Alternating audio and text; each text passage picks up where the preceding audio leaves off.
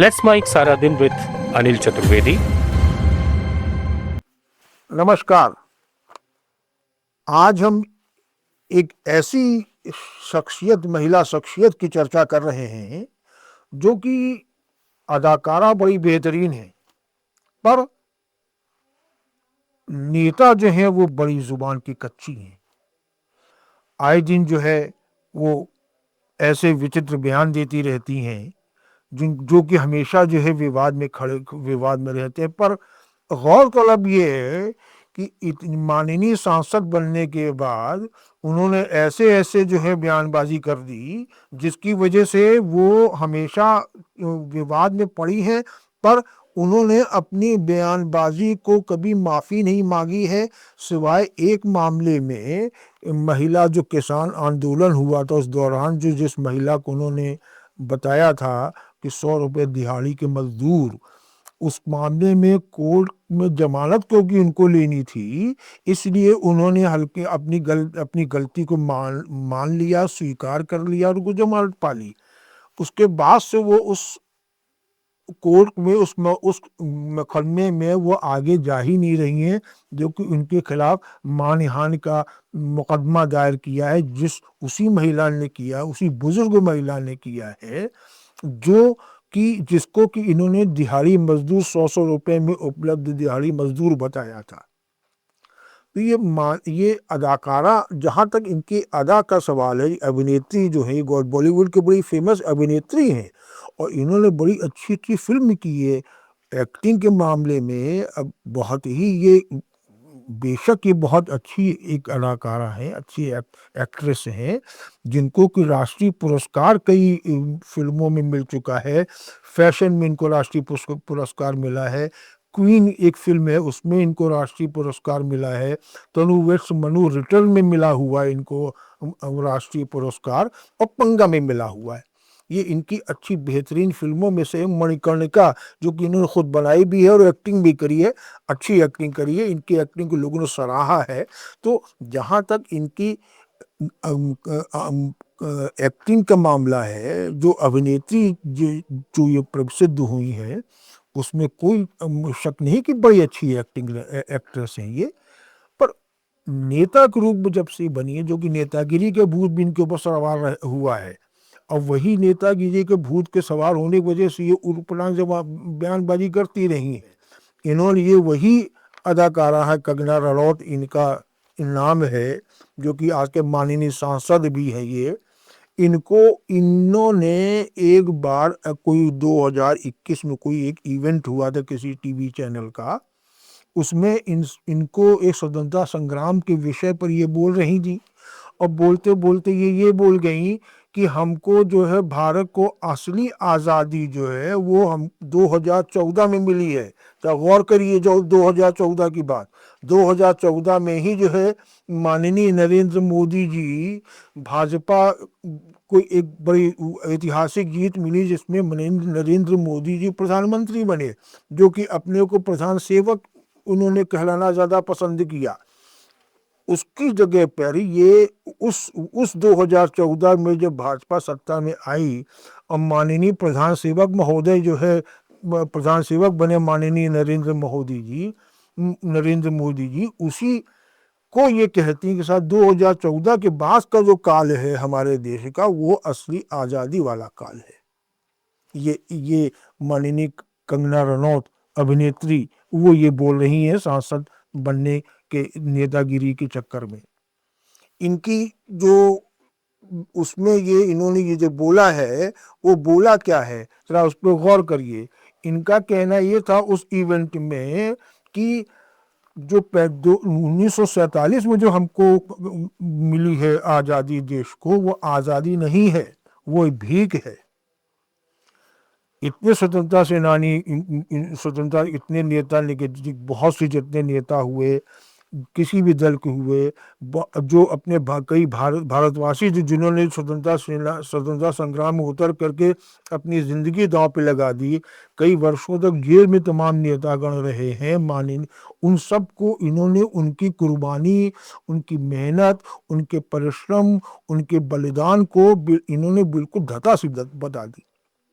जरा सोचिए और उस पर ये कहती क्या है कि असली आज़ादी जो है, इसके मतलब कि पहले आज़ादी भीख थी और ये जितने स्वतंत्रता सेनानी उस 1947 के दौरान हुए या उससे पहले जिन्होंने स्वतंत्रता संग्राम में भाग लिया है, वो सब फालतू हैं, सब फर्जी हैं, क्योंकि उन्होंने भीख में आज़ादी मांगी है अंग्रेज़ों से। और इनकी आज़ादी जो है वो 2014 की है।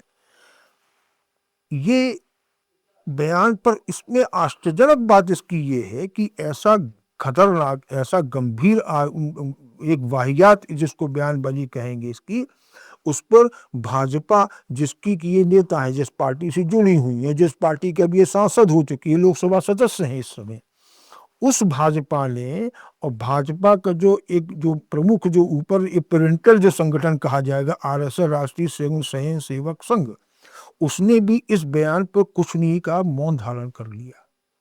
इसके मतलब कि मौन स्वीकृति उनकी भी थी, जो कंगना रनौत महोदया बोल रही हैं वो सही बोल रही हैं। क्या सोच है इनकी, कितनी घटिया सोच है इनकी, इस पे जरा गौर करिए। इस पे कोई विरोध पार्टी, बाकी तो कांग्रेस ने काफ़ी इस पे विरोध किया और भी दलों ने काफ़ी विरोध किया, आमजन भी इससे काफ़ी इनकी बयानबाजी से रोष में रहा, पर इनको कोई फर्क नहीं पड़ा, इन पे कोई फर्क नहीं पड़ा, भाजपा पे कोई फर्क नहीं पड़ा, और उनका जो एक पेरेंटल जो पित्रात्मक जो संगठन इनका है, संघ आरएसएस, वो भी मौन रहा। मतलब कि उन्होंने भी स्वीकार किया जो कंगना रनौत महोदया कह रही हैं वो सही कह रही हैं। सोचिए क्या स्थिति बना रखी है। और क्योंकि उनका जो ऊपर के जो आला कमान पार्टी जो है, संगठन जो है वो मौन है, तो इनको एक प्रकार से एक छूट मिल गई और अनर्गल बयानबाजी करने की कंगना रनौत महोदया को। इन्होंने ये वहीं नहीं रुकी, ये अक्सर ऐसा बोलती रहती हैं।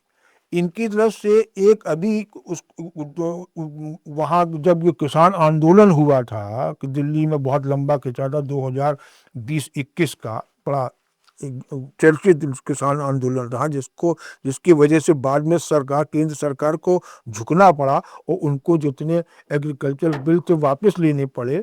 इस स्थिति में आने के लिए वो उसी आंदोलन में, जो कि एक केंद्र सरकार के एक बिल, जो किसी संबंधित बिल थे जिनके खिलाफ वो आंदोलन खड़ा हुआ था, और वो कुछ दिन का नहीं था, महीनों का आंदोलन था, उसमें पंजाब, हरियाणा और अन्य प्रदेशों के किसानों ने बढ़ चढ़ के भाग लिया उस केंद्रीय बिल के खिलाफ, केंद्रीय बिलों को वापस लेने की मांग को लेकर के। उसमें इतना लंबा आंदोलन चला, 24 घंटे, महीनों तक किसान, महिलाएं, पुरुष सब आके वहाँ धरना दिल्ली के बाहर देते रहे, और तमाम कई गर्मी का भी, इस जाड़े का भी उन्होंने उसका प्रकोप झेला, फिर भी सड़कों पे जमे रहे। उस लंबे चले आंदोलन में महिलाओं की भागीदारी को लेकर माननीय सांसद महोदया कंगना रनौत जी क्या बोलती हैं, जरा इसको भी सुन लीजिए। उन्होंने ट्विटर पर एक पोस्ट डाली जिसमें लिखा, एक महिला का फोटो पोस्ट किया और कहा कि ये वही महिला है जो कि दिल्ली के एक आंदोलन में, शाहीन बाग आंदोलन में बैठी थी, और ये 100 रुपये दिहाड़ी पर ये उपलब्ध है। कितना घटिया बयान इन्होंने दिया था। और जिस महिला के बारे में दिया था वो किसान रही है पंजाब की, महेंद्र कौर, और उसने बाद में जा कर के इसी पोस्ट को लेकर के, और उस पोस्ट की इनकी भाषा देखिए क्या है इस माननीय सदस्या की, जो कि बदजुबान जिसको कहा जा सकता है। इन्होंने पोस्ट में लिखा कि हाँ हाँ हाँ, ये वही दादी है जो टाइम मैगजीन की में फीचर हुई थी, और ये 100 रुपये में उपलब्ध है। सोचिए कितना घटिया बयान इन्होंने दिया है एक आंदोलनकारी महिला के खिलाफ। एक महिला ने, एक अदाकारा ने, एक अप्रतिष्ठित अदाकारा ने एक आंदोलनकारी महिला को इतना घटिया बता दिया। ये इनकी सोच कहाँ तक गिरी हुई है, इसको भी हल्का से, इस पे भी ये भी एक विचारनीय चीज है कि ऐसी कमतर सोच वाली, ऐसी संकुचित मानसिकता वाली नेता जो है आज लोकसभा के सदस्य बनी हुई हैं और जिसको कि पब्लिक ने जिताया है। पर आप देखिए कि वो जो महिला जो महेंद्र कौर जो है, जो नाम की महिला जो है, उसकी उम्र आज जो है वो 86 वर्ष है। कितनी वृद्धा है। और उसके साथ एक और भी उसके साथ ठेस हुई है कि उसका जो है बहू वो खो चुकी है अभी। उसका बेटा बीमार रहता है और कंगना रनौत के खिलाफ उन्होंने बठिंडा कोर्ट में जो केस दायर किया है मानहानि का, वो अभी भी चल रहा, खत्म नहीं हुआ है। केवल कंगना रनौत को उसमें केवल जमानत मिली है और वो भी जमानत तो की लेनी थी, इसलिए जमानत मिली है उनको कि उनको इलेक्शन लड़ना था 2024 का। इसलिए उनको जमानत लेना जरूरी हो गया था। जमानत ली और लेने के बाद वो तब से उस कोर्ट में केस चल रहा है अभी। और केस चलते चलते भी वो गायब है, वो नहीं पहुंच रही है। कई कोर्ट में तारीखें बढ़ चुकी हैं पर वो नहीं पहुंच रही हैं। आए दिन कोई न कोई बहाना बना देते हैं उनके वकील कोर्ट में पहुंच करके। कभी कहते हैं कि वो माननीय सांसद हैं, व्यस्त अपने कार्यक्रमों में रहती इसलिए नहीं आ पा रही हैं। कभी कहती हैं कि सर हमको जान का खतरा है इसलिए हम नहीं वहाँ कोर्ट में पहुंचेंगे। तो जब आपको जान का खतरा था, तब आप माननीय सदस्य बनने के बाद व्यस्त हैं, तो फिर आप ऐसे अनर्गल बयान देती क्यों हैं जिनकी वजह से आपको बहाने करने पड़े कोर्ट में पेशी के लिए, आपको कोर्ट का सामना करने से आप बच रही हैं। ये एक बहुत ही गंभीर बात है जिस पर कि माननीय कोर्ट को भी इस पे एक्शन लेना चाहिए और उनको एक नॉन बेलेबल वारंट इनको तलब करना चाहिए। ऐसी ऐसी गैर जिम्मेवार महिला को, भले ही वो सांसद क्यों न हो, भले ही वो एक माननीय सांसद को न कहलाए जाए, पर उनको उनके खिलाफ इस पे कार्रवाई कोर्ट को लेनी पड़ेगी। आप देखिए कि वो मुकदमा जो है वो 2021 से चल रहा है वो मुकदमा, और आज होगी 2025।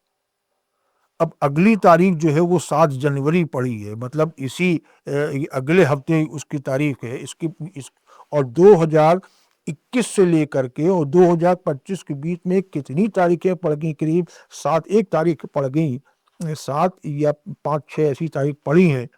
उनमें किसी में वो नहीं पहुंची, सिवाय जमानत लेते समय पहुंची थी और उन्होंने वहां पे कोर्ट में कहा भी था कि गलतफहमी में हमको ऐसी बयानबाजी हमको करनी पड़ी। वहां कोर्ट में माना, उसके बाद आज तक उस पर नहीं मान रही हैं और वो कोर्ट में पेश नहीं हो रही हैं।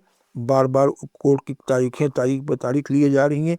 पर आप देखिए उस बुजुर्ग महिला महेंद्र कौर की भी हठधर्मिता देखिए। हठधर्मिता का एक जो होता है, एक निर्णय उसने ले रखा है, वो अड़ गई है कि हम इसको सजा दिला करके ही रहेंगे। इन्होंने हमारी मानहानि करी है, समुदाय में हमको नीचा दिखाया है इन्होंने।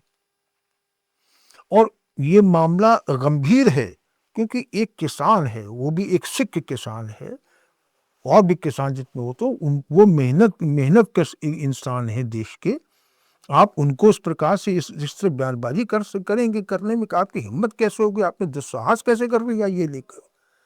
आप देखिए उसी उसी कांड को लेकर के इनको एक बार चंडीगढ़ एयरपोर्ट पर तमाचा भी खाना पड़ा है, जबकि ये सीआईएसएफ की एक कांस्टेबल है, उसका नाम है कुलविंदर कौर।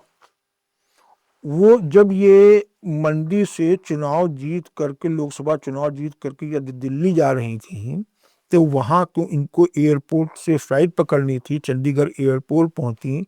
वहां पे उसी कुलविंदर कौर जो कांस्टेबल है, उसने इनको थप्पड़ जड़ा था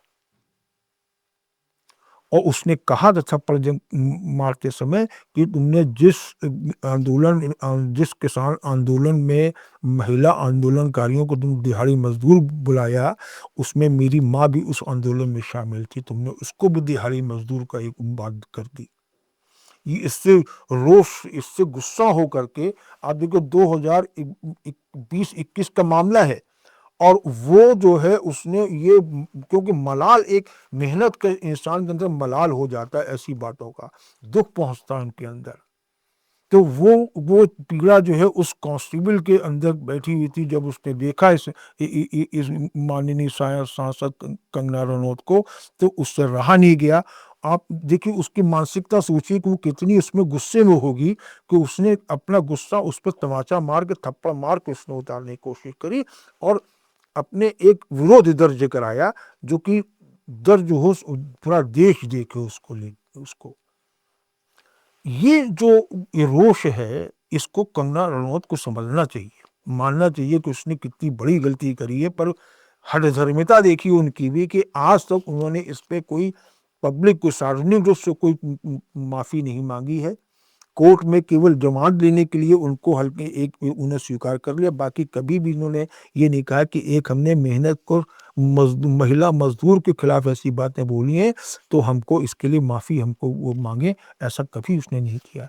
ये उनकी एक जो अड़ियल रुख होता है, एक जो घमंड होता है, दम्भ होता है अपनी अपनी औकात का, अपनी व्यक्तित्व का, ये वो सामने आ रहा है कि उनका दम्भ सामने आ रहा है। और यही दम्भ उन्होंने उसमें भी दिखाया जब इन्होंने 2024 की 2014 को असल आज़ादी मिलता हुआ बताया था। उस समय भी काफ़ी विरोध हुआ और लोगों मांग भी ये हुई कि साहब इनको जो पद्मश्री दिया गया है उसको वापस लिया जाए, क्योंकि उन्होंने आज़ादी के आंदोलन को एक प्रकार से कमतर बताया है, इसकी एक अपमान किया है जितना बलिदान उस समय स्वतंत्रता सेनानियों ने किया था। लिहाजा देश को इनका बयान इनसे वापस लिया जाना चाहिए, पर इन्होंने इसकी माफ़ी नहीं मांगी। ये भी इनका दम्भ है और वही दम्भ आज तक बना हुआ है। ये एक बहुत ही चिंताजनक बात है कि देश का एक राजनेता, एक राजपुरुष, अदाकारा तो छोड़िए अभी उनको, अभी तो उनको राजपुरुष ही हम मानेंगे, माननीय सदस्य मानेंगे, और वही माननीय सदस्य जो हैं इस प्रकार की बयानबाजी कर रही हैं। एक अपने पार्टी, अपनी संघ की विचारधारा, वो चाहे सही हो गलत हो, उसको आप प्रमोट कर रही हैं, उसके अलावा आपके नज़र में, आपके विचारों में बाकी सब घास कूड़ा हैं, जिनको कि आप चाहे जो भी कुछ बोल दीजिए, चाहे आप 1947 की आज़ादी को जो है भीख की आज़ादी बता दीजिए, एक आंदोलनकारी महिला को आप दिहाड़ी मजदूर बता दीजिए, सब सब सब सब है।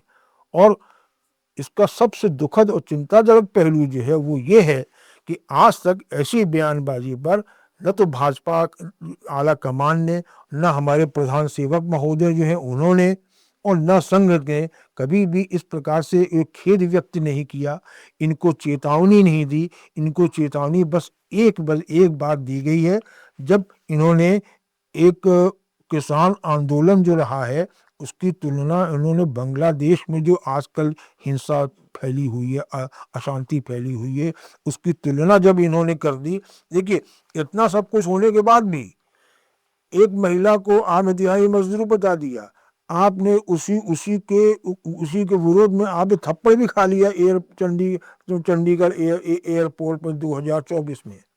पर इनका रुख जो है वही बना हुआ है।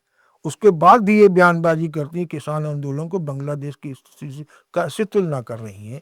उस पर भले ही एक बार भाजपा आला कमान ने अपने कुछ बयान से अलग रखते हुए इनको सलाह दी, मतलब कोई अनुशासनात्मक कोई कार्रवाई भी इनके खिलाफ नहीं की गई, इनको कोई सजा नहीं दी गई, बस केवल इनसे ये सुझाव दिया गया कि आप ऐसी बयानबाजी करने से बचें।